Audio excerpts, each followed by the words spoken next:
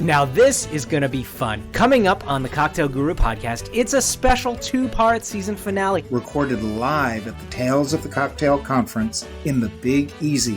Join us as we dig deep and dig delicious with some of the hospitality industry's most dynamic movers, shakers, and stirrers. Join us for part 1 with guests Aleka Ross, Dickie Brennan, Stuart Baxter, Shannon Mustafa, Matt Argenti, Jackie Summers, Anna Maines, and more. John, we're here again. Here it's we our are, Dad. annual trek to New Orleans for Tales of the Cocktail. This is amazing. We're in a really cool space this year called Holy Diver. Our good friend Nick Jarrett has been gracious enough to lend us his bar for the next couple days for our episodes. I must tell you, I didn't know what to expect when you said we were going to do this at Holy Diver. Well, we'll think about the name. What is it? Well, it makes me think of a dive bar. Well, yes, is what it does. and that's where we are. But it's a very exciting dive bar. It's not a typical dive bar. No, it's not. It's beautiful. We also don't I'm have having a great time. We also have extra special guests, not your typical guests for podcasts. These are like top-notch folks that we've invited on for the podcast. That's right. The Tales of the Cocktail episodes are always of a much higher level than the normal. And we had a nice night last night. You know, we did. You cut some rug out there. We were dancing the night away, as we often do. We had some ice cream, some soft serve, boozy soft serve ice cream. The Sazerac ice cream sundae was just fantastic. And we had some food, some good food, pulled pork sandwiches. Anyway, we could go on and on, but we have many guests, and we'd love to bring on our first guest right now for this live recording of at Tales of the Cocktail. We have Aleka Ross. Hello, sir. Hello, Aleka. Wow, there's a little audience out there. We have a peanut gallery. This is amazing. Actually, we have a good 10 people out there. Welcome, Aleka. Thank you for having me. It's a pleasure. Pleasure's all mine. Well, we're going to have a great time because you have some incredible products from Hodling. Yes. Absolutely delicious. And I don't know if you realized, most people don't probably, that Hodling is a Dutch name. Yes. It is a Dutch name. And not only that, aside from the great these products had to come from somewhere, didn't they? So they come from a very rich history, thanks to a guy named Anson Hodling, who became, I think he was from New York originally, but became a gold mining prospector during the gold rush of 1848. He did. And he moved to San Francisco. Mm-hmm. And he did, I guess, pan for gold at some point, and then decided he was going to get a real job and did get a job in a liquor store, which I think was also a grocery store. Mm-hmm. And that was in 1852. And 2 years later, in 1854, he bought the store. He did. He didn't buy the farm, he bought the store. Well, let's move from the 19th century and get into the modern age now, because Dad, it's 2023, and Hodling is really up with the trends, and Aleka is in charge of the Cocktail Council. I am. Right? Can you tell us a little bit about the Cocktail Council? Absolutely, yeah. So I am our cocktail culture manager. It is a new division that Hodling has really taken serious because we're serious about innovation, about bartenders, because bartenders have made our brands. So the Cocktail Council is comprised of 5 leading individuals across the U.S. that put our brands on a beautiful platform. One of them, Shannon Mustafa, Alex Jump. We also have Eric Tennyson, Erica Flowers, and then Glendon Hartley. So you can only imagine, the A-list. Glendon is a close cocktail friend. We just had his Amazonia dinner last night at the Service Bar pop-up. So I am so fortunate that they took a chance and said yes on being the inaugural class. And you have to tell us about the drinking trends and about the new products that you have, some of which are new, many of which are not new, but are classics. Yes. And being beautifully promoted by Hodling and Company. Yeah, so we are playing in the whole no and low ABV. We definitely focus on our classics like the Luxardo cherries that can go in everything. Okay. I was just going to put it next to your face so you can make it So what's nice about that is we have Luxardo put out some canned cocktails, the Bitter Bianco Spritz, the Aperitivo Spritz, as well as our Luxardo Sour Cherry Gin. And then, as you know, we are always looking to chase the horizons with, innovation when it comes to bourbon. And so we have our Hirsch, which is a beautiful lineup that the history. I'm feeding him a cherry. Thank you. Oh my Now God. this is only for us since I'm This here. is my, there you this go. is my reward. There you go. Thank you. It's the cherry on top, It is. Oh, that's. And it goes perfect with Hirsch. Of course. Whether it is the Horizon, which is going to be our little bit high rye bourbon. We have a beautiful cognac in Hein. And so we took that Hein and made a cast with this. So this is going to be a cognac finish. Amazing. And we are working with Barnestown Bourbon, this company. Yeah. So Barnestown, as you know, they are pushing the envelope in innovation. Yeah. Take it a step further than MGP, where we're able to play with our mash bill, our water levels, our yeast. And so it really is a product that we oversee and is truly ours.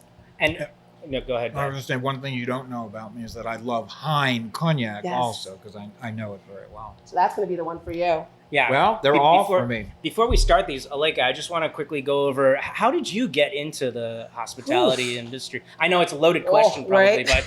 but Yeah, I started at the age of 15 as a hostess. Yeah, there's a restaurant group in Maryland called the Clyde's Restaurant Group. I know it well. Yes. I used to work with them. Did you? I did a lot of work with Clyde's group. Yeah, so I was very fortunate, and their training program was unparalleled. That was back in the early 2000s, where farm to table really wasn't hitting like the East Coast as much as it was in coastal California. Yeah. And they just took so much intention and so much pride in not just the food, but serving people and the hospitality of people. And then that was it. From there, I worked in a bunch of restaurants, anywhere from like white linen to bars that you just work on whatever you got. And then I was fortunate enough to work with Bacardi for a while, launched the Lucé brand, went over to Diageo, worked at a local distillery in DC, and then I came to my home at Hoteling. Yeah. Yeah. And what I love is that Hoteling is really ahead of the curve when it comes to bringing folks on that have that hospitality background, I think. And you're a prime example of that because you have that hospitality background, but also your counsel as well. And I think other portfolios, other brands kind of should hop on that kind of bandwagon because especially after the last 3 years, that's like what we need at our core. Absolutely. It's so true because at the end of the day, you connect with people. And then I always say the brands are kind of there to really just tie it all together. Yeah. And the Cocktail Council, we have comprised some of the best in the industry, and they're all just so different at what they do. Shannon, she's Shannon, right? So, and we're having her on next, right? actually. Yes. The Tiki Queen, but a beautiful historian. Yeah. Eric Tennyson, he used to write for Wine and Spirits magazine, Glendon Hartley, and we can name off the accolades that he gives. And then we have a rookie, Erica Flowers, out of New Orleans. And when I tell you the specialness that this woman encompasses, it is so beautiful. And then Alex Jump, she is really leading that no and low space. And so we're really able to kind of guide ourselves in each individual category of the spirits industry. Yeah. Let's taste. Should we taste? Yeah, let's do I'm it. tired of talking. I am too. You can tell my Especially when there's a voice. Well, you have Tails. What do they call it? Tails burnout voice. Or Oh my something, gosh, right? I know. I love to sing a little bit Mariah, so Wait, voice. You mean it just in general, or Just in at general. parties? Just in general. Yeah. Mariah. Can we get a little? They call the wind. I haven't warmed up yet. Oh, okay. Right. I Yeah, used we don't to want to hurt sing your it- ears. Used to sing it all the time at camp. We used to sing. You used to sing Mariah Carey at camp? Oh no, they call the wind Mariah. Ooh. That one. I don't know what They that. I don't- call no the thanks. wind. You're gonna Mariah. cut that out. Mariah. Okay, so let's So I think I'm gonna have you try this one. yeah, let's do it. Yeah, have because this not. one is the cast strength. You just give me whatever you want. So it is I'll cast taste it. strength, but keep Okay. in mind that it is finished with that beautiful Hein Well, cognac barrel. cask strength doesn't bother me. Okay, well, No. You got and these are That all was your being made, middle like I name. said, with Barnestown Bourbon Company. But what I love is at the back of the bottle. We are all about transparency. So Oh, yeah. you see the mash So bill. it says liquid every specifications, the single cask thing strength, on that finished bottle. in French oak cognac, the age, the mash bill. To the specificity, right? Wonderful. Yeah. I love it. And then for you, we have a single barrel. Yeah. We have the Hirsch, which is going to be a high rye bourbon, and then we have a Kentucky Straight. Or you can do the Castro. I'll try the high rye. Oh yes, this is my favorite. Yeah. A beautiful Hirsch highball. It also goes well with cocktails, but as you have it, it's the best sipper. Okay. I mean, you know what? I'll have some Horizon. I'll chase the Horizon with you as well. Whoa. Yeah, see? I've started marketing. without you. Tagline. This Yes. is this cast Cheers. Cheers. cognac barrel, fantastic. Oh yeah. Wow. I mean, delicious. Yeah, that high rye content is perfect. Right? That spice, and then you can Cuts think through of it. that corn beautifully. You could think of it in some of the best classic whiskey cocktails. And as a there's a base. real richness here in the complexity in the in the middle of the mouth, and then in the finish as well. Exactly. And Kevin Anselm, he oversees the whole entire production at Hirsch, guided by Bruce Joseph of Old Potrero. So we are very fortunate to have them on our team. Cool. I wish we could speak forever. Me too. But we'll see you around soon. Yes. And thank you so much for joining us as our first guest on our live recording at Tales of the Cocktail. Thank you for having me. Cheers. Yes. Thank you, Leica. Cheers, y'all.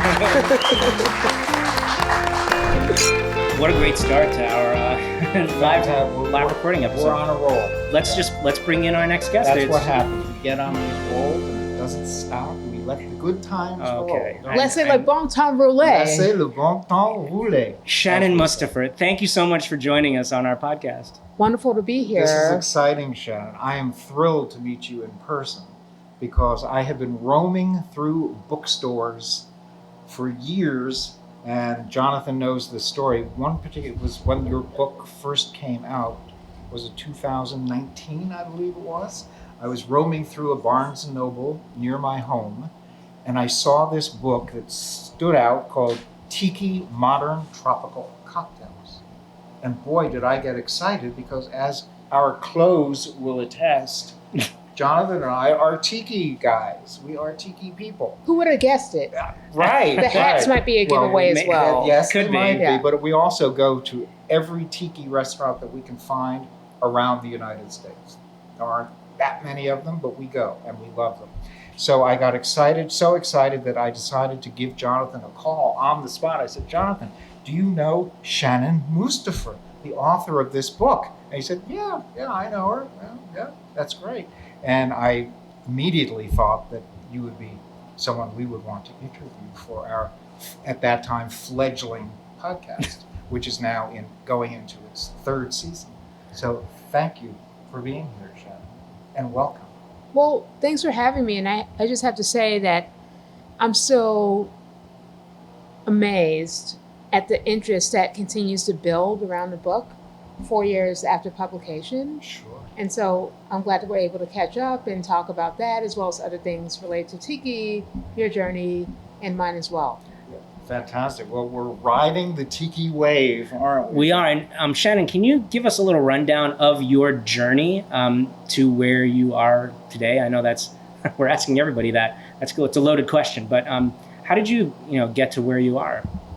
Well, there's a couple ways to answer that question, but the short of it is I started working in hospitality when I was in college. I took a barista job at a Starbucks in Providence, Rhode Island, where I was studying. At a Starbucks. Is that what that's what the kids call it these days, right? Starbucks? I don't know. That's what I don't know what the kids are doing. But it was a really cool experience because this was back in the days when the training manual was this thick, and guest service and customer service was like at the top of the list of how that company operated. In addition, they were one of the first coffee chains to bring in, and this is a little nerdy, so bear with me, the first edition of La Marzocco G2. So the innovation with that piece of equipment was that there were two boilers. One was dedicated to the group heads. In this case, we had two machines with 4 group heads and 2 boilers. And the whole idea was that steaming and pulling shots would remain efficient and consistent even under heavy volume. Yeah. And it was heavy volume, right? So we were situated right off the campus of Brown University. Mm-hmm. And so you can only imagine what that line may have looked like at 7 a.m., right? We had to have nerves of steel. Yeah. boom, boom, boom, boom, Was boom. was that on Hope Street? It was on Hope Street. Yeah. Yeah. I learned two things there. Yeah.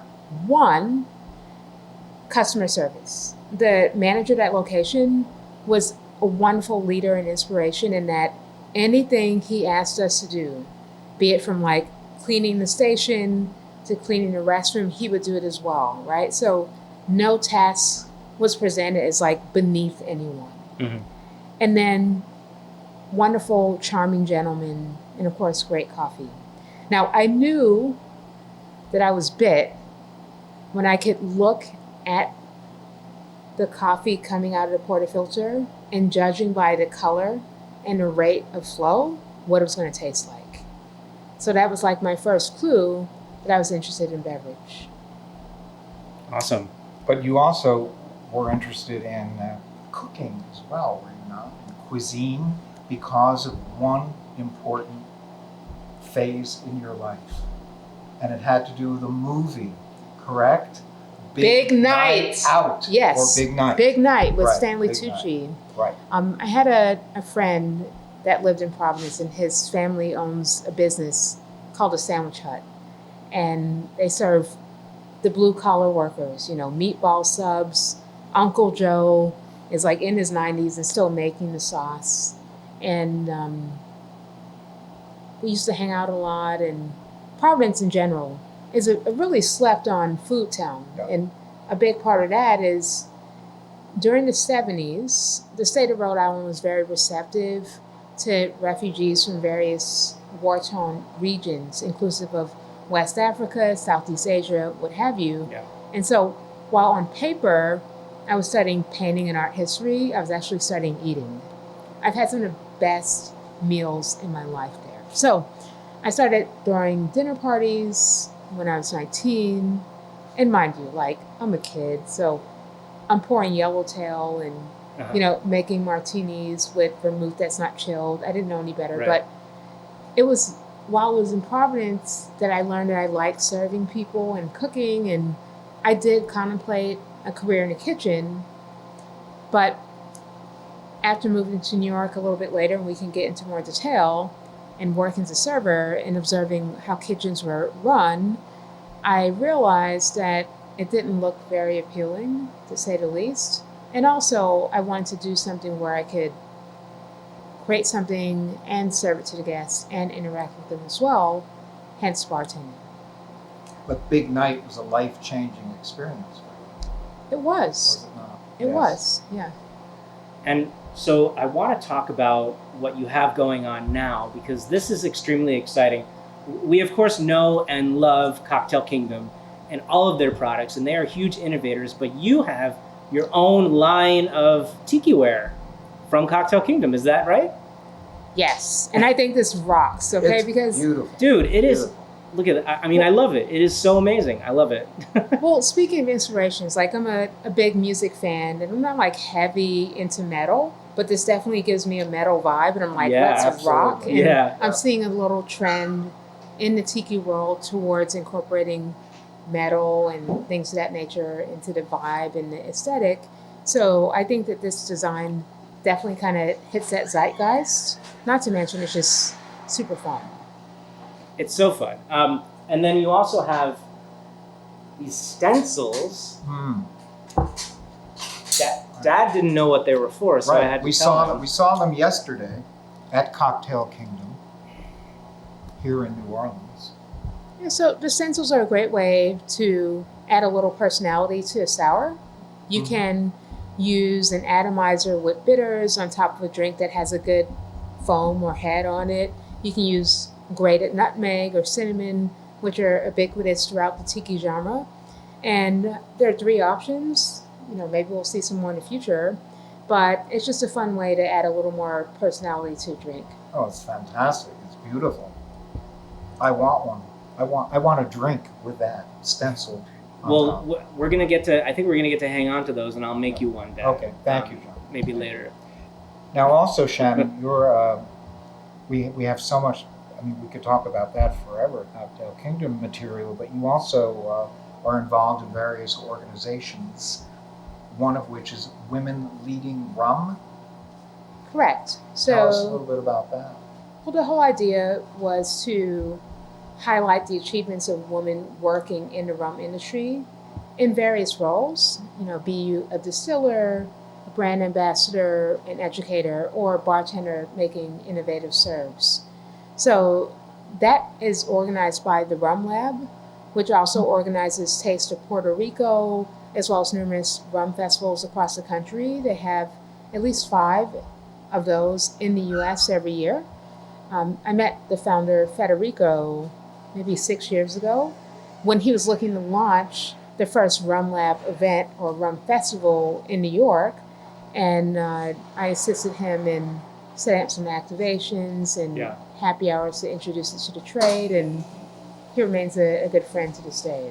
Wonderful. Well, Shannon Mustafer, it is a pleasure. I wish we had more time to chat, and hopefully we can maybe do a full episode with you, because I think you are amazing, and you're a huge innovator in our industry, hospitality, rum, tiki, just all of it. Oh, no, so we really appreciate you coming in here and being able to chat with us. We have to do another episode, a whole episode with Shannon, because we have many more things to talk about, like women who tiki.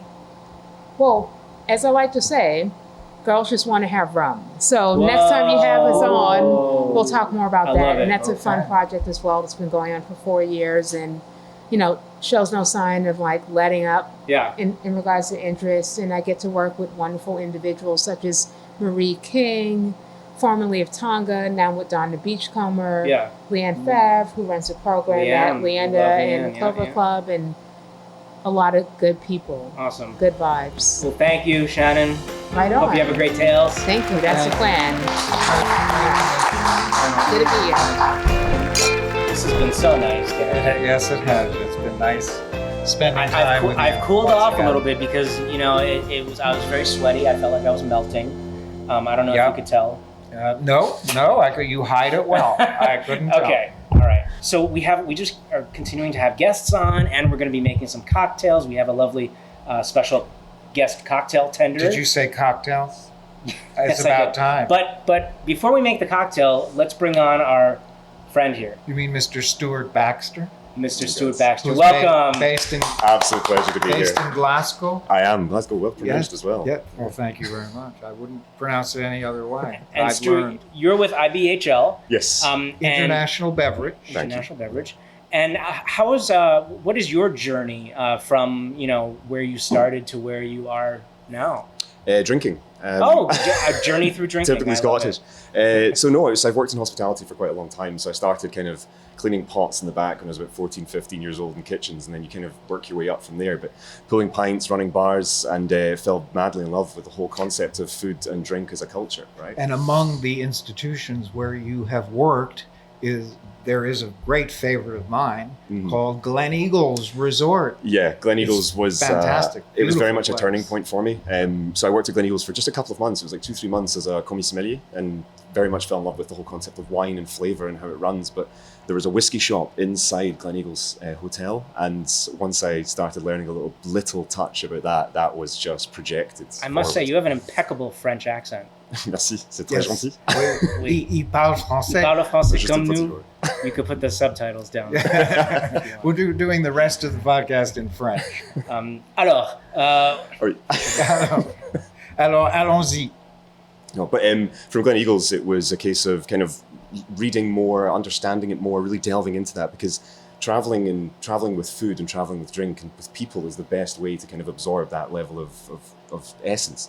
And as soon as I found out about that, I started learning more, and I applied for a brand ambassador program with Chivas Brothers.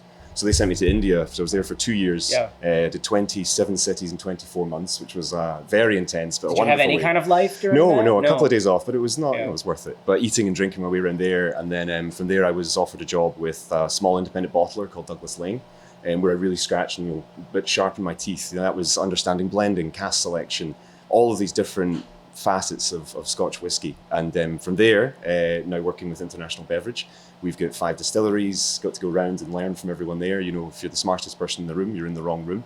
And it's very much being part of that. I like that. That wider space of learning constantly and developing. So now I'm handling the full spirits portfolio. So Global Spirits Ambassador is my role. So we cover Thai rums and Scottish gins, but obviously very weighted towards Scotch whisky, which is more specific speciality. Yeah, Like, and gin as well. Yes, Karun gin made out of Balmenica Distillery. That's one of my favorite brands. Good, I'm really glad. Yeah. Yes, a very unique method with the copper berry chamber from America, Prohibition. It's only working one in the world, so it's special. Another thing that Stuart doesn't know about me, because we were talking before Do I know this cameras about were you? rolling. You probably don't, but Hold on. we mentioned Stop the our press. friend a little while ago named Sinjin, great bar owner, restaurant owner. Yes. Well, he and I happened to be paired. Well, we decided to pair with each other in a canoe, paddling down the Spey River. There we go. I was wondering. Why we were there? Why were we there? Because we were visiting Speyburn. Yeah. That's yeah. why we were there. That's right. There is always a connection. It's a very special one. We've actually just opened our doors the first time ever. So it was our 125th anniversary at the Spirit of Speyside Festival. Thank so, you for the invitation. Yeah, you're welcome. You're welcome. We got lost, Really I'm sure, in appreciate the post. Yeah. I would love to go canoeing down the Spey River. It's a nice space, but yeah, opening our doors for the first time publicly 1st of August, but the first time we took people in 125 years was just this year's Spirit of Speyside. And Old Pulteney, can you tell us a little bit about Old Pulteney? Yes, Because that's one of the brands. Yes, so Old Pulteney is quite special for me. It's one of those ones where with wine we talk about terroir, but we can't really talk about that with spirits within reason, because we distill the hell out of it and kill anything that's really in there that's going to come from the raw materials within a reason. So we have quite a fruity new make spirit when we distill it. So when people go up to the distillery, which is the northeast of Scotland, it's as far north as you can basically get It's beautiful. on the mainland. It's stunning. Very remote. But we have a very fruity new make spirit, but we don't get our character completely or realistically from the spirit. We get it from the maturation, because all of the liquid inside Old Pulteney bottles is aged at the distillery in Dunnage warehousing. So we're breathing in that maritime sea air, and it's giving you that kind of brininess, saltiness. And it is the northernmost mainland distillery. It was. It was. It's not so anymore. Wolfburn took over, and then a husband. Darn those people. I know, they're very good whiskey though. And then a husband and wife team have just started distilling at John O'Groats, Even called further north. Eight Doors Distillers. Okay. I've not tasted any of the spirit yet because they literally just did their first run. Oh, I think just we've a few got months some ago. samples. Oh, look at this. Thank you very much. Thank you, Star. Thank you, Star. Thanks. Slunge. Cheers. Slunge. Slunge of us. Oh yeah, so Oh, yeah. you get the salt air effect. Yeah, and it's funny, younger Old Pulteneys, because the maturation's not as strong as say a 25-year-old, Right. you see that immediately. Yeah. Whereas older Pulteneys, the maturation kind of combines and you get more salted caramel than just that coastal flavor profile. It's like when we took a swim in our hotel pool, and it is a Got saltwater mouthful of salt. saltwater It's pool. always a horrible surprise when I you said, do that. Dad, this is a saltwater pool, and then he tasted some of the pool water, and he said, it is saltwater. But this definitely has a taste of the sea. I love it. And I've been to Wick. Not only I know that, it's- another little factoid Jonathan doesn't know. I've been on Old Pulteney. Very Old impressive. Pulteney is a ship. The ship, yes. And I had lunch and a great tasting on Old Pulteney. That's And fantastic. speaking of ships and maritime, there's a signature cocktail made with Old Pulteney, There is. So we make a Old Pulteney or Maritime Margarita. maritime margarita. I just as a disclaimer, if you're ever having margaritas, do make it with tequila. But as an alternative, No, as an alternative, it's something a bit well, different. we're very lucky to have Star. Hey, Star, say Hello, Hi, Star. good to see you all. Welcome. Can you tell us a quick something about you and like what you do here in New Orleans? So I'm a veteran, New Orleanian. Been in the industry for 20 years. Actually, today's my 20th wedding anniversary as well. Congratulations. Tails always eclipses my husband and I's anniversary, but that's okay. So I am now managing partner at Cafe Amelie in the French Quarter, so you're all welcome to come visit. And I have my own cocktail company called Starcraft Nola that I've had for the last 15 years. I do lots of events and love to have guests. There you go. Amazing. And you're going to make the maritime margarita for I us. am. All right. Well, What do we're we, honored to have you behind the stick today. It's good to be here. I don't get to do this very often anymore. So I got to taste this and it was really wonderful. So I'm going to use 2 ounces in order to make sure that we have a full flavor here. and Star, where's that jigger from? Cocktail Kingdom. Yes, it is. Nice. It's the Leopold jigger. One of my favorites. We are using the Luxardo Oh, the triplum. Yep. Of course. triple. I'm going to use 1 ounce. Amazing. And then some fresh squeezed lime juice. Fresh lime. Always squeeze your own citrus. Always, Yes, right? always. Yes, of course. Makes a huge difference. All right. 3/4. Nice little shake. My mouth is watering. Amazing. Always pre-chill Always. Yes. your up drinks, babies. We have a lovely coupe glass from Libby Glassware, our glassware Gorgeous, sponsors for the gorgeous Cocktail Guru Libby podcast. glassware. My little strainer here is also from Cocktail Kingdom. Aha. There we go. Mm. Beautiful. And then some fresh lime. Oh. And a cocktail pick also from Cocktail From Kingdom. Cocktail Kingdom. I'm gonna come and take the drink. Salud. Salud. Ooh. Salut. All right. Dad and I will share. Dad You and I be the will guest. share. Go for it. Yep. Stuart doesn't need it. He's had it. I drink these on a regular. Oh yeah. That's lovely. Oh, Oh, that's really good. I love that kind of kick of salty bitterness. Yeah. at Yeah, it's just a the bit end different. there. Very nice. Yum yum yum. But I need more than a sip. Okay, watch out. The liquid. I don't want the liquid to go onto your. It's 9 o'clock in the morning. Device. No, I'm joking. I'm What's, joking. I don't even know where I am, or what time it is. Mm. Well, Delicious. so good, right? It's It's a my maritime. That's what time it is. Oh, it's maritime. it's maritime. Thank you, Stuart. And on that Great note, job. Great Stuart, it's great to see you. Absolute Thank you so pleasure. much for sharing your Thank you. Stuart, thank you for your time and your You're great sharing your talent and products everything. Your talent Thank you so much. It's and been a your pleasure. story. and we'll see you at the distillery. You know, the invitation. Yeah, I'll We'll see. make sure that we gets to you consider this this. time. We consider this an official. Yes, you are invitation. invited. Will It's you on be, record, will you everything. be my Yes. crewmate in Perfect. a canoe? Ooh. I would. Down I would. this I do thing? not want to go. I would not want to be in a canoe with you, Dad. Well, guess what? You have to record this. We need You a have train- to. I'll bring the whiskey. No, for need I'm a you. gonna trained tell- professional Wait a with second. you. St. John and I were the only ones, and I swear this is true. Spey can be very rough as Can be, rivers yeah. go. We were the only ones that didn't capsize. We Oh, were really? the only ones that didn't capsize. Yeah, I'll team there up were with like you. 6 or Oh, my 7 goodness. different. We were the only ones that didn't. I'll We team up made with it you. through all the way. So you do want to be in a canoe. All right. Thanks. Cheers. Thanks, Stuart. Thank you guys. Stuart. Cheers. Pleasure. We've been tasting some amazing Yes, products. we have, and the products just keep coming. How are you The feeling? beauties just keep. I'm feeling well because we sip.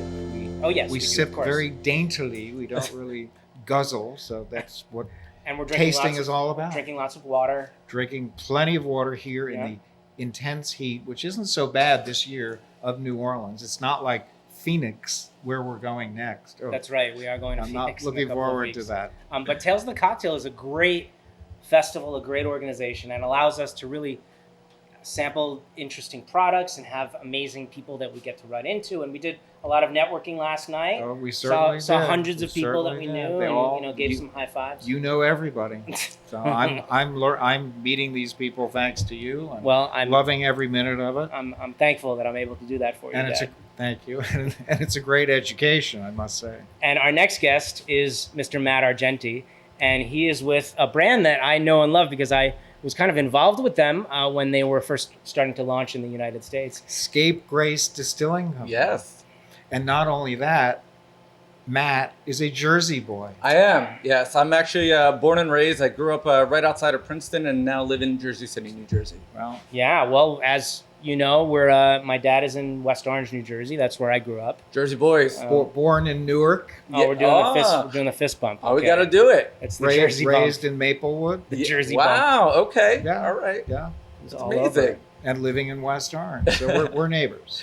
And so, as the brand director for Scapegrace Distilling, what are some of the things that you end up doing throughout the year or throughout any given moment? So one of the big things that we're actually really involved with is education. So one of my things that I always kind of love to do is teaching people on how gin is made and how much it's evolved over the years. So when it came into Scapegrace, a lot of people come in and like, oh, I don't like gin. I don't even want to try it. But when I get to sit down with them and get to educate them, they actually kind of had their minds blown on how actually gin is made. So Yeah, when I used to work in bars and people would come up to me, when I would say, can I get one of my favorite drinks is this particular gin cocktail or something, and they'd say, oh, no, I need to stay away from gin. I'll then follow up and I'll say, well, do you like flavored vodka?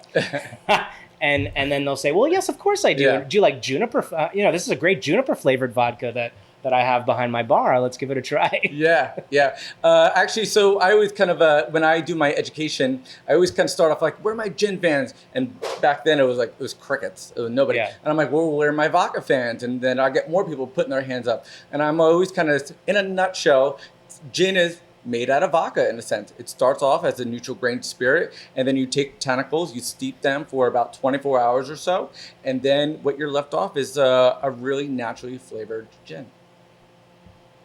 Yes, and you have an array of botanicals. Yes. In Scapegrace. What are the botanicals in Scapegrace? So, gin? so the way actually how we start everything. So we actually source our grain from Australia. So we actually get that from Norway, and then we kind of bring that back to life with glacier water from the Southern Alps. It's actually the second purest water source in the world. Wow. So we source 12 botanicals, especially for our Scapegrace Classic. Now, a lot of botanicals that you would probably find in your commonly made gins, like juniper, lemon peels, orange peels, angelica, orris root. But as we're coming into this kind of craft spirit world, what we're doing is doing a modern take where we kind of pull back ever so slightly on that juniper. It's still there, still a prominent note, but we want to showcase the other botanicals within the gin. Yeah. So for our classic, our top notes would be lemon peels and orange peels that we source from Spain. And then we add one additional one for our Scapegrace Gold, which is dry tangerine.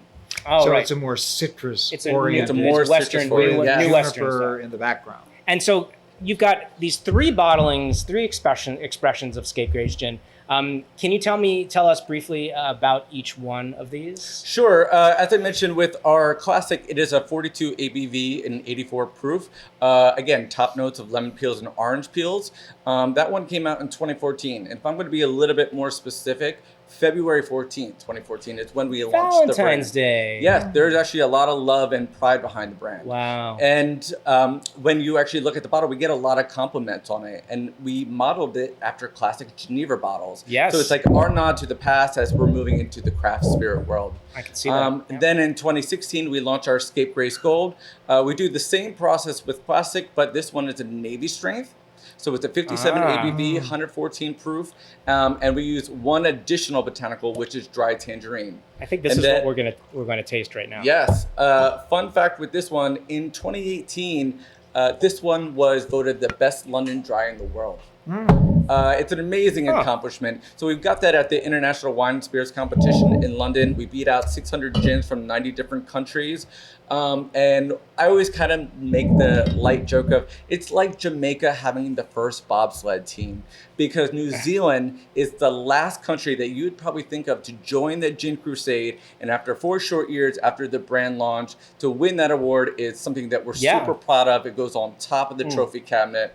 So, yeah. This is beautifully balanced between citrus and juniper. The tangerine is definitely at the forefront there. So it's a Navy strength, 57 ABV, 114 proof, but it's still very well balanced. Yeah. So, and what I love most about Gold per se is one, with Daniel and Mark, the brand owners, they're very connected to the recipe. And then the other part, they're also understanding of what the trade is looking for. So Scapegrace Gold is actually one of the best ones.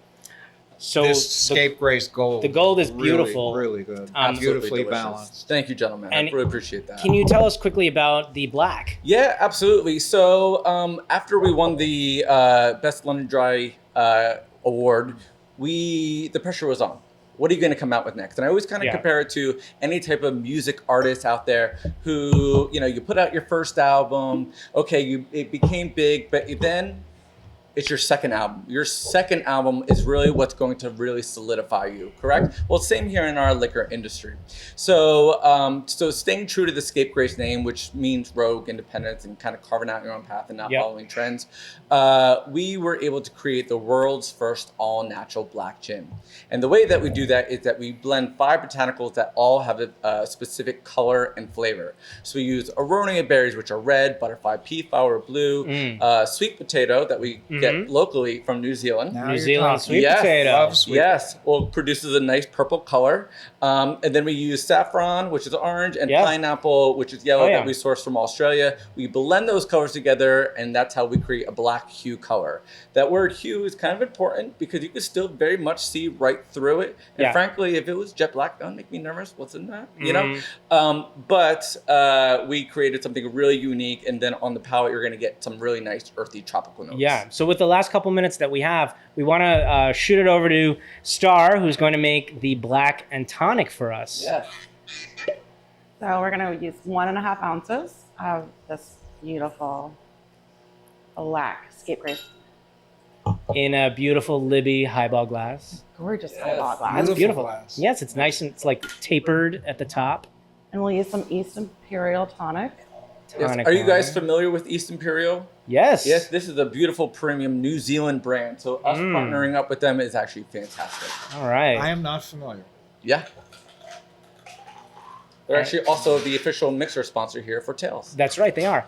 And Yeah. is Scapegrace doing anything during Tales this year besides our podcast? Yeah, so we actually did, so we're imported through Sazerac with the 375 Yeah. Park Ave Spirits. So we did an activation at the Sazerac house on Monday. It was a completely packed day, and it was a time where it was like, as one group was leaving, another group was walking right in. So we didn't even have a time for a break. What a beautiful place, the Sazerac House. Yes, Jonathan and I were there last year stunning. when it first opened. Yeah, it's a great place. I love it. Yeah, I do too. It's like our new home. Here we go. Very good. All Very right. nice. Dad, Yes. we're just going to do that. Okay. I can. This is Here, delicious. just I Put tasted your mouth this on on the, its. on the straw. I will. I will. Oh. Nothing like togetherness. Lovely. Ah, That was great. That's delicious. Delicious, Yeah. Matt. But it's also delicious on its own. It It's is. beautiful. yes, yes. That's one of the most unusual gins I've ever had. Yes, it's Just very delicious. flavorful. Thank you, fellow Jersey boy. Thank you. Appreciate it. For me, Thank you, this Matt. is a true honor. So thank you. I really Aw. appreciate being here. It's our honor. Thank you. Thank you. Thank you. We have this product that we've poured into our glasses, and it's just jumping out at us. And Mr. Jackie Summers, oh my gosh, thank you so much for It's so sitting good down. to see you both. Sitting down at our Jackie, table. It's great to see you. Absolutely. It's an honor to see you. Jackie from Brooklyn. Jack from Brooklyn. So we've, Jackie, we've worked together for many, many years. Like a decade now. That's about a decade, yeah, doing brand work, USBG stuff. And we did a seminar at BCB together Yes. last year. And now you've relaunched Yes. your beautiful product that you've created from scratch based on recipes that you grew up with and your background. Sorrel, oh my gosh. Yes, the background is Barbados, West Africa. Yeah. Correct. The product has centuries, if not thousands of years of history, but no one ever put it into a bottle before. I'm the first. And it's known, I think, in the Caribbean as the red drink. So almost the entire Afro-Caribbean diaspora has this epigenetic memory of something they refer to as the red drink. If you went back thousands of years, Africans were using hibiscus flowers for medicinal purposes. Full of antioxidants, full of antimicrobials, it's a natural antifungal, it's a natural anti-inflammatory, it's an aphrodisiac. Hey, And Dad, don't look at me that way. And this was part of ceremony and tradition. So it's been around for a long, long time and just evolved over the course of the years as it went from place to place and this flower moved from across the tropical band of the equator. So hibiscus would be considered the prime Hibiscus botanical. is the prime botanical, but everyone who works with hibiscus knows it is a diva. Yes. Hibiscus Yes. wants to beat you over the head with citrus. So most homemade versions of this just are too sweet. People are compensating for the acidity of hibiscus with sugar. My version uses Moroccan hibiscus, Nigerian ginger, Indonesian cinnamon and nutmeg, and Brazilian clove. And those five botanicals together, instead of the hibiscus to be in this one note, it's part of a chorus and gets to play well with others. Wow, it's really a melange, a melting pot of world ingredients. It's international. It's international. Yes. And we're happy that something comes from Morocco, the hibiscus from Morocco, Right. because Jonathan's mother is from Morocco. That's correct. So- Cheers. Who cares if we didn't sip? And Let's it have a is little sip. I've been sipping. It's not as sweet. It is considered, I guess, a liqueur. It would be a liqueur, but it's not as sweet as I. It doesn't have a cloying finish. It's a dry It's finish. beautifully balanced. Which I And really it lets like. all the other Yeah. kind of the cloves, the ginger, the nutmeg come through. Most liqueurs have something added called glycerin, which is a thickening Right. agent. Mm. It's Right. what gives it that thick, syrupy feel. Yeah. Exactly. We don't do that. I should have asked before. Is cussing allowed? Yes. We don't do that shit. Yeah. Hibiscus, cinnamon, ginger, nutmeg, clove, reverse osmosis, water, sugar. That's it. No additives, no preservatives, no colorants, no flavorants. Just botanicals, alcohol, sugar, water. Now, why reverse osmosis water? The water has so much to do with what goes into the product. One of the things people forget is a product that is 15% alcohol is 85% water. Right. The water, we want to remove all of the trace elements so that the botanicals get to shine. Okay, great. And can you tell us a little bit about the journey of Sorel? Because back when you first birthed it, then you stopped making it for a little while, and then you kind of had a rebirth. And that was in 2012. I believe, Yes. in Brooklyn. So the super short version is, in 2010, I had a cancer scare.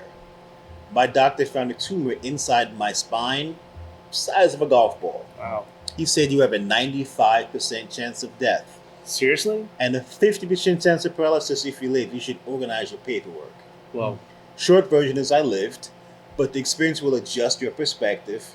I was given the gift of being able to look at my priorities in life. And I decided to leave 25 years of corporate America to pursue my dream of day drinking professionally. I was making this in my kitchen for friends and family for almost 20 years. I wondered why no one had ever made a shelf-stable version. At this point, I should say that I'm not a food scientist. 623 failures in my kitchen Wow. to come up with the first ever shelf-stable version of this product. In the process, I became America's first legal licensed black distiller. Right. And for a while, things were terrific. We've been expanded to 20 states. Yeah. We were in Canada. We were in Australia. And then I had a multi-million-dollar deal to take the brand national fall through. And then I had a second deal, again, worth millions of dollars to take the brand national, fall through again in 2015 and 16. So took the brand off the market, was homeless for a little while. Wow. Gee. But the entire time I was homeless, I was actually meeting with some of the biggest names in the business and having these meetings. And everyone had the same thing to say. This is a great brand, great sales history. The branding is fantastic. Good luck with that, kid. Yeah, right. Don't call us. We'll call you. And several years went by. And So then- I really have tried to invest deeply in community. Community Yeah. is everything Oh, to yeah. us. So when the brand was off the market, I wrote and I spoke and I educated and tried to make sure that I could help make my industry into a better place. Yeah. And then in 2020, George Floyd was murdered. And everybody was home because of COVID. And we had an international Black Lives Matter movement, at which point a friend of mine named Jeff Gardner, who used to be the restaurant critic for Esquire, reached into me and he said, Jack, do people know that you're the first black distiller since Prohibition? I said, Jeff, nobody cares. And he said, well, Black Lives Matter. Let's see if we can get some conversation about this. Jeff arranged for an article to be written about me in Esquire magazine. There was renewed investor interest, and Fawn Weaver picked up the ball and ran with it. So Fawn, she read about it, or she heard about it through? So I was in the middle of a conversation with an investment group trying to finalize our details. Yeah. And they tried to change part of our stated contractual language. So I did the thing that I'm not good at, and I reached out to Fawn, who I knew from the speaking circuit, Oh, and okay. I asked for guidance. I said, Fawn, I've hit a stumbling block with my investors. Can you offer any insight? The next day we had a guarantee of funding. Wow. That's amazing. Wow. So she was an angel of sorts. Yeah. Fawn comes Yeah. through. Yeah. And of course, Fawn her brand is Uncle Nearest. Yes. Based off of, or named after Nearest Green, who taught Jack Daniels everything he knows about distilling. Yes. That's an amazing story in and of itself. There's a great synergy between our brands. Yeah, really. Well, that's great. Should we make a cocktail with Sorrel? We absolutely should make a cocktail. Okay. Why would you ask such a Sorry, geez. To be clear, you can drink this neat. Yes. You can drink it hot clearly. or cold. Clearly. You drank empty yours. glass? Yes. But Delicious. in cocktails, Sorel does one thing really well, and that's mask ethanol. Yeah, absolutely. Gin, vodka, rum, mezcal, tequila, scotch, bourbon, rye, Yeah, whiskey, yeah. sake. No matter what you put it with, it does one thing, and that's push flavor forward and alcohol back. Right. Let's turn it over to Star back there behind the bar. Hello. Hello again, Star. So for this drink, I'm not going to use any bitters because the sorrel has its own spice to it. The cinnamon and the clove come forward really well. It's also a great sweetener, so no sugar needed. But it's very balanced. So I am going to work with a split base of tequila and mezcal. I do not want the smoke from the mezcal to overpower those subtle flavors. And that's a beautiful etched Libby glass that you have. It is one of my That's a favorites. gorgeous glass. It Yeah, is. Libby. I have the matching mixing glass. Libby's making beautiful glassware. They are for consumers and for professionals. Libby Pro. Yeah. You're gonna need the sorrel. Oh, Well, by Gotta all share. means. If you insist. the Sorel. Sorrel. That bottle's beautiful too. Wow. Stands I out. actually- Stands I out. actually behind the bar. designed that bottle myself, and I designed it with bartenders in mind. Yeah. Yeah, you can grip it. I know so many bartenders who That's What? true. You're had right. carpal tunnel from Oh. years of pouring bottles that Yeah. were unbalanced. Yes. This will feel balanced no matter where you pick it up from. Mm. It'll fit on the well, it'll fit on the well, fit on the back bar. Mhm. It's elegant. You can see the logo from across the room. But mostly it's designed so that bartenders don't develop fatigue from pouring. Yeah. And the label is beautiful too. Thank you. This is also going to replace the cherry and a typical old fashioned. Oh because yes. of the nice cherry color. Yeah. And instead of an orange peel, I'm going to use a fresh lime peel because I feel like lime and hibiscus Oh yeah. and agave spirits pair perfectly together. That would be my choice as well. Yes. Salad. Thank you. Oh, I bet I've this got- is going to be delicious. Should we? Oh, Smell. yeah. We're smelling. Yeah. Oh, That smells gosh. like Yeah. you are somewhere tropical. Yes. Yeah, it's the It's the bright and citrus. sunny That's, out. There's that's a beautiful seawater. lime, Star. Beautiful lime you have Thank there. you. Oh, that's lovely. Oh, and now the botanicals are Yeah. coming out. Star, those ingredients go really well together. The ice, the botanicals, Wow. everything's coming out of the glass. Yes, And if you don't mind, I will taste. please. I'm getting the hibiscus. Oh yeah. I get a fair amount of spice in there. Wow, I like well, there's nutmeg, hot there's pepper spice. ginger, It's there's like hot pepper spice in there. There are all of these nooks and crannies that exist in Yeah. cocktails where you think flavors should be. Right. And Sorel fills in those spaces. well, I use cloves every morning. I make a particular type of cereal, oat bran cereal, and I put cloves in it, Oh. and that gives it a spicy. Yeah. Cloves Yes. can give it a spicy character. Yes. Well, with the last It's quite minute, intense. with the last minute or so that we have, quickly, what are you doing here at Tales, and then what do you have coming up next? We just finished a seminar with Dr. Hobie Redler called The Truer Vision, and it is the culmination of a series of seminars I've given at Tales over the last 5 years that talks about what it's really like to have a table that is diverse. We are black, we are white, we are Asian, we are Latin, we are straight, we are queer, we are Gen X, we are Gen Y, we're Christian, we're Muslim, we are Sikh, we are Taoist. We're able, we're disabled. It's a great example of what really happens when you pull people from different backgrounds together. Yeah. And instead of tolerating them, lean into their differences. So just finish that seminar, and then we have events at our. We're at Sweet Olive Bed and Breakfast. We've got events for the next 3 days, every Cool. single day. So very excited to be here, and great always to spend time with you both. Yes, same Thank here. You, thank you. It's such Always- an always honor great. to How have was the you here. cocktail? It's It was beautiful. Here, delicious. do you want to? Absolutely delicious. We'll try. We're all family. We're sharing. Mm. So, Jackie Summers, thank you so very much for joining us. We love it. Well, we're Bye-bye. glad to see you.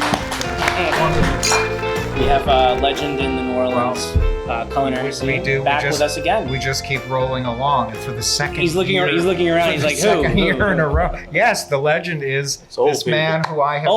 It's old people. It's you two, the old people, right? And I'm not. It's Dickie Brennan, who I have revered for many years because I've been coming to New Orleans for like 50 years. He's not that old, but I've been coming to New Orleans and for 50 years. For some reason, he wanted to come on our podcast last year, and he wanted to come again. I mean, we asked him to. Yes. I mean, we forced him to, basically. But this year, we're going to talk about much more than what we did before, because I want to start off by mentioning that Dickie is the founder of Dickie Brennan and Company, which is this incredible portfolio of fine restaurant establishments, including Palace Cafe, Dickie Brennan Steakhouse, Bourbon House, Tableau, Acorn Cafe, the Commissary Kitchen, Pascal's Manali. So that's our newest baby that's 110 years old. So Pascal's Manali, yeah. Yeah. Wow. What an institute here in town. So wow. Yeah, I certainly know of it. I don't think I have been there, but I know. Come on, it's uptown. Great oyster bar and good Sicilian, which we call Creole Italian. Oh yeah. That's when all the Sicilians came to New Orleans. Right. So we have these wonderful, great Creole Italian restaurants all around the city. Yeah, the food at all of these restaurants is incredible. Well, thank you. And that comes from your background as a commie chef, an assistant chef, and then a chef working at your father's restaurant, which was at the time Commander's Palace. Yeah. And when you were around 14 years old or so, you were working there in the kitchens with another legend of the industry, Paul Prudhomme, who was executive chef at the time. Right. No, he was my first mentor, and what an incredible opportunity to work with him. So he kept me straight. Yeah, and one of the reasons I kept coming back to New Orleans is because of Paul Prudhomme and his great restaurant. Yeah, Paul, is a legend. I mean, what he did for, not only here in Louisiana, but we hosted a dinner at Commander's when it turned 100 years old, and it was in maybe 1980. And it was all the fine dining restaurateurs around the country, and they were French restaurants, German restaurants, Italian restaurants. Menus written in whatever language with some English, and they were basically in downtown cities, the fine dining restaurants. And we hosted that year's annual banquet in New Orleans because we wanted to celebrate our restaurant being 100 years old. And our menu, everything was written in English. Every wine was an American wine. We said who the quail came from, what farmer, and that meal the next year started the American regional movement of regional cuisines in America. And we said, I think it's because we were Irish immigrants running a French restaurant. My dad was never comfortable that I'm an American. I'm not a Frenchman, and I'm running a French restaurant when it's really sourcing all these local products. So, I mean, we really, and that was Paul was the chef then, and it was all about trying to be an American restaurant. And we come from this wonderful region, and here, try our foods, our local foods. I mean, we don't want sole coming from the North Sea. Right. We did flounder, so that was amazing, to experience that. And then after Paul Prudhomme, there was Emeril Lagasse in the kitchen. Of course. As well. Emeril was when I was going to college, and and then I guess about 4 or 5 years, he and I became very close. We traveled a lot. I ended up after college working in France, and I ended up in Paris. And so he came and spent a month with me there, and we just, both blessed. I mean, my parents, my aunts, uncles were very much about wanting to support our education and giving us great exposure. So I have great memories, having fun with Emeril, but also he and I got to do some incredible food things, and so it's. Yep. So it's not. I'm a lucky guy. It's not surprising that you are a chef. I mean, I don't know how many people realize you are a trained chef. Well, I love cooking. Not just the owner at restaurants. Yeah, and there was a time where I had responsibilities of being a chef, but at this stage, I'm here to support all the men and women that run our kitchens, and but I love cooking. I always have, and I do it at home as much as I do it probably more so than I'm doing in the workplace now. So. You don't need that stress in the workplace. It's a different. I enjoy them both. I miss the kitchen. I mean, that's it. You either pulled into doing that, because it's the way you are, which I love, or you're not. But and miss speaking it, but it's okay. And speaking of supporting, the workers in your restaurants, the hospitality industry. Now that we're 1 year later from when we spoke, can you give us a little bit of an update on sort of the status of New Orleans culinary, food, drink scene? A lot of it feels normal. I mean, on the big picture, I think our city's going through a transition like a lot of cities in America, and it's people are divided and angry, and, we've got a homeless crisis, and, and for me, we need to learn to come together, because I think any of the issues we have need to be solved by everybody doing it together instead of separate. And I think New Orleans is ready to move down that road. So I mean, the restaurants we've all come back. Every time I turn around, someone's talking about a new restaurant. I'm like, I didn't even hear about that one. So I mean, we're very active. We still have a shortage of people in the hospitality industry, and it's not New Orleans. It's certainly national as well as around the world. So we're trying to figure out how we can attract more men and women to want to be in our industry. And I like that, because I think there are a lot of things that our culture in the industry wasn't as healthy as it could be, and it's making us realize we really need to support and take care of certainly our team, but at the same time we need to take care of each other. And there seem to be new bars opening too, along with restaurants in New Orleans. In New Orleans, you think? Oh yeah, maybe. Oh yeah, they're up, which is. Man, we're the spirits capital of the world. The spirits capital of the world. Well, it shows that progress is being made, and the economy is starting to come back, a little bouncing back. And it's about quality. Yeah. Boy, I tell you, we have some talented people that work with us, and our chefs. There used to be some stuff that go in our garbage cans. Now everything goes in a Lexan. Susie over at the steakhouse. I mean, Susie's fabulous. She's making all these shrubs and just. Use these ingredients, the flavored drinks, and not only to go on the cocktails, but then it goes back to the kitchen. They're putting it in an ice cream or whatever. Great. So, that's great. So I love that part. The food waste is a big opportunity for us. Yeah. And it's magic that we're creating instead of throwing it away. So, a lot of good, exciting stuff going on all around. Spirits, food, you name it. So well, amazing! It's always great to speak with you and great to see you, Dickie Brennan. And we need to make this an annual tradition, and already it is, I think, an annual tradition that we get to sit down and have a little chit chat. I love it. It's our own little. Well, thank y'all for being in New Orleans. Maybe have Dickie for an entire episode. Look, thank you for being in New Orleans, and appreciate what y'all do. And always fun to be with you. Thank you, Dickie. You're welcome. We've got another amazing guest that's joined us on our podcast today. We have Anna Maines with us today. Thank you so much for having me. The Monkey Shoulder brand ambassador. It's so great. You are a legend, a whiskey legend in our industry, I would say. I'm not sure I've quite earned that yet, but working towards it. You're much too young to be considered a legend. Much too young. But you're getting there. Getting there. Yeah. The whiskey keeps me young. But Anna, I think we go back quite a few years. I think maybe when you were when you owned your bars in Oklahoma. It was in Oklahoma City. I actually was just telling somebody on our way up here that 2014, 13, maybe. So it's almost 10 years that we go back. It seems like another lifetime. It was kind of another lifetime. I think it was. Yeah, pretty much. But Oklahoma City still. I was in Okie at that time. That's right. Yeah. Yeah. I had a 70s bar. Before everybody had a 70s bar, but it was, we met, I think it was when we hosted the USBG regionals at that time. So that makes sense. Yep. I got to show everybody around my city. Yeah. Well, as an interesting aside, my next door neighbor is from Oklahoma.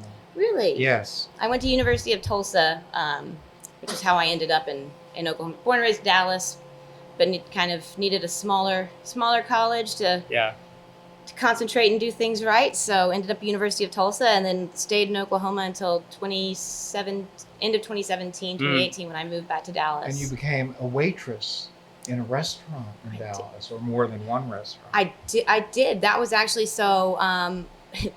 Everybody goes to their freshman year of college, like 1999, 2000. Yep. Date myself, Yep. but and the one rule my parents had was don't sign up. They're going to bombard you with these free credit card deals, Anna. Right. They're like, Right. you are impulsive, and you love shopping. This is not not a good idea. So that's the only they were very helpful, and they support. Everything was my books were paid for. They're like, don't get a credit card. You don't need one. Well, so of course the first day Got a credit card? Oh, I think I got 5. Oh no. I know. Wow. You're always it's don't touch the stove. It's hot. You have to touch right. So because I was a very responsible adult at that time, and 17, 18, I then did that and then realized I made that mistake and didn't know how to pay the credit card bill. So a job. The next thing that came up was went to my parents. I said, so that thing you told me not to do, I did. Now I have these bills, and they said, "What? Looks like somebody's getting a summer job." And my mom was actually in grad school at the time, getting her master's in social work, and one of the young men in her class was a manager at this Mexican restaurant in Dallas, and he was like, "I need servers, send her in." And it was that first night on the floor, I immediately fell in love with it. It was this I think I enjoyed being able almost every table was a different challenge, and you kind of get to do this quick read of as you're walking the table, who do these people what do they need me to be for them? It was just I loved it. I think just the multitask, the energy in the service industry. So, my parents now, I blame them for making me get that service job as to why I now have made the bar my life career. Yeah, and you make really good money too, as a server. Can. Well, yes. Oh, Sure.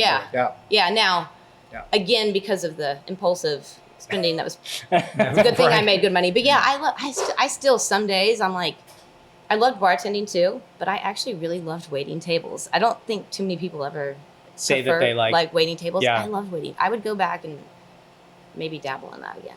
But you're an ambassador for this amazing Scotch whiskey. I am. And that came about, was that in 2020? It was. The timing is impeccable there. Not only was it just 2020, but my start date was actually March 16th of 2020. Was that that shut was down? The day. That was the day that everybody got the call that was world is closed. Yeah. So an interesting time to start, especially with a role that mainly was going to be travel based, and with a brand that for Monkey Shoulder, we were all about bringing people together and loud, big parties and getting just so many spirits on art and the William Grant portfolio. Once everything shut down, kind of lent themselves to online tastings.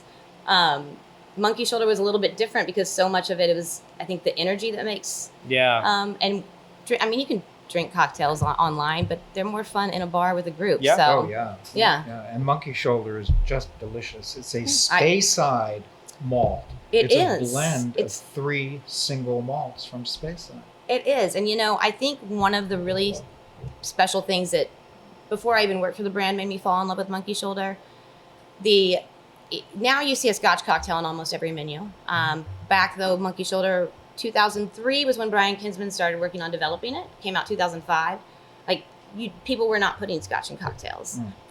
So I think that you have that kind of innovative spirit and kind of breaking the rules in that way. Yeah. But what's really special about this brand, now people just realize that Scotch is delicious in cocktails. Brian Kinsman, who's our master blender, had the vision to say, 2003 bourbon classic cocktails are all starting to become super popular. Speyside whiskeys, since they are traditionally a little bit lighter in flavor, we're not really great in Manhattans, Boulevardiers, old fashions, just because the light, delicate flavor that kind of got lost with the bitters and sugar. So he went to the Grant family and was like, when I'm tasting the barrels as I'm, pulling them and blending them for the Glenfiddich, I have a lot, they're ex-bourbon barrels, a lot of our whiskeys are aged in. What if I purposely picked barrels that we could make a Scotch whiskey that could kind of play like a bourbon? And so intentionally created to make cocktails. Yeah. And every bottle says batch 27 along the top. That will always say batch 27 because that is that batch of 27 barrels that he blended from our Speyside distilleries. So, he's blending this to play. Speyside whiskeys are a little bit lighter. So he says, we're going to make this to play like play like a bourbon. But he also, when we see this batch 27, as he was creating Monkey Shoulder, he had some of London's top bartenders at the time. As he was testing and blending the different blends and the different amount of barrels, they would make an old fashioned, a Boulevardier, a Manhattan. And batch 27, those blends of those barrels, they were all like, you nailed it. Yeah. Like, this is the best damn old fashioned I've had. Makes amazing Manhattan. So I think that there's not many whiskeys that can say, like, from the beginning, at its heart, made to make cocktails. Yeah. And truly be kind of like a workhorse for a bartender behind the bar. Speaking of a bartender behind the bar, Star. Hey Star, Star. Can we make a monkey shoulder cocktail? Thank you, Star. Thank you. Star. There you go. That's for you. Thank Oh my you very gosh. much. Give it a fresh. Well, it's for all of us because we Give have it a little taste. 3 separate Look at these. straws. Oh my So gosh. please go Thank right you. ahead, Anna. That's delicious. I mean, it's light, it's refreshing. I think that for me, that's also something that I feel like people don't think about light, refreshing drinks when they think whiskey. Yeah. But you know, And you should. It's perfect. it's light, but this is produced in such a way that it's quite rich in the middle of the mouth Yep. and the finish, much more so than I would expect. And and again, when we talk about like that intentionality, so when he was choosing these 3 barrels, you know, you have the first set of barrels that he's picking, it's going to be like looking for our classic William Grant Speyside, those light like floral notes that you've grown that people love in their Speyside whiskeys. Yeah. Then the second group of barrels that he's looking to bring in is where he wants to like bump up that mouthfeel, heavier oak, heavier vanilla, kind of rounding out that instead of, so it's just more of the base notes, I'd say. And then that third set of barrels, he's looking kind of to like that heavier, like marzipan, the caramel. And so again, very similar to bourbon notes is also what he was, you know, hitting on there. But I think he nails it in that you get just this really nice, full mouth flavor. It doesn't, I think it's also like a gateway whiskey. If you love whiskey, you can enjoy it and appreciate it. But it's also something that like if somebody's not a big whiskey fan, I don't think it's going to like offend you. But it's great for people who want to get introduced to single malt Scotch whiskeys. It really It's is. so palatable. And that's something too, I think, you know, in America, most people don't, it says blended malt on the front of the bottle. Single malt. And it's Not just malt. yes. So if Single you malts. look at like Johnny Walker, where it says, you know, and other brands like yours, it says blended Scotch. Right. And that means it's got, you know, your malts and a grain. And so this is just a blend of 3 single malts. Yeah. 3 incredible single malts from, you know, a family that does some of the best Scotch whiskey in the world. And I think that that's always like been at an affordable price. I have people that like, you know, drink some of our like, you know, more expensive like Balvenis. And they always tell me, they're like, no, Monkey's like my everyday whiskey. Yeah. It's my go-to. It's like refreshing. It's a crushable whiskey. It's crushable. It's crushable. I think we should end on the crushable note. We should. It also pairs well. No. Wait a minute. Our executive there's producer, more. Carrie, has an important question. What's the question? Tell why it's called Monkey Shoulder. Oh, wow. Yes, that is the most important. So, although we are a brand that kind of likes to go against all things tradition and against the grain, we know it's important to, I think, respect and like remember where you came from. Monkey Shoulder was an injury that long time ago, thankfully not an injury anymore due to better working, you know, conditions and modern technology.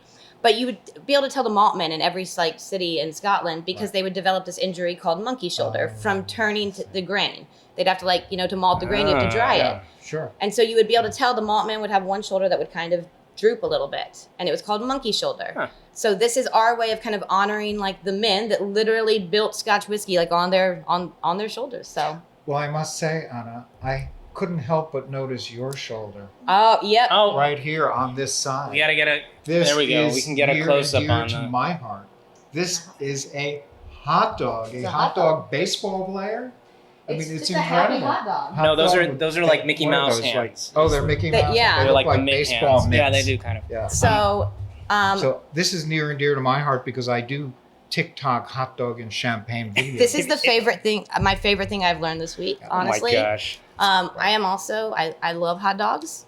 Great. Well, we're getting together. Yeah, we're going to have to go have hot Yeah. dogs and champagne. Absolutely. I don't have the hot dog tattoo because I don't like hot dogs. So It's a date. it's a date. Let's do this. Great. This You is know what else? amazing. We can have some monkey shoulders great with hot dogs. Yeah. And do you have TikTok? Do you do TikTok? Do you do that? I don't TikTok. Okay. But you do Insta. I do Instagram. Yeah. You know, I feel like TikTok is all the rage these days, but I still feel like I can only handle like one platform at a time. Yeah, I hear you. You know, Okay, I'd get too lost and I'm not going to be able to compete with his TikTok hot dog video. I mean, I have it, so I do have a TikTok account. But you don't do it. Yep. Beautiful. Okay. Anna Maines, thank you so much. Thank y'all so much for having me, and thank you, Star, for the delicious Thank you, cocktail. Star, for all of our cocktails today. That does it for today's show. If you enjoy what we do, please rate, review, and subscribe to the podcast. You can also support the show with a small monthly donation to help sustain future episodes. Just click on the donate button at the top of our website and choose your donation amount. To learn more about our guests, visit www.thecocktailgurupodcast.com or follow us on Facebook, Twitter, Instagram, or TikTok. The Cocktail Guru podcast is produced by First Reel Entertainment and distributed by Eats Drinks TV, a service of the Center for Culinary Culture, home of the Cocktail Collection, and is available via Anchor, Spotify, Apple, Google, Amazon, and wherever you listen to your favorite shows.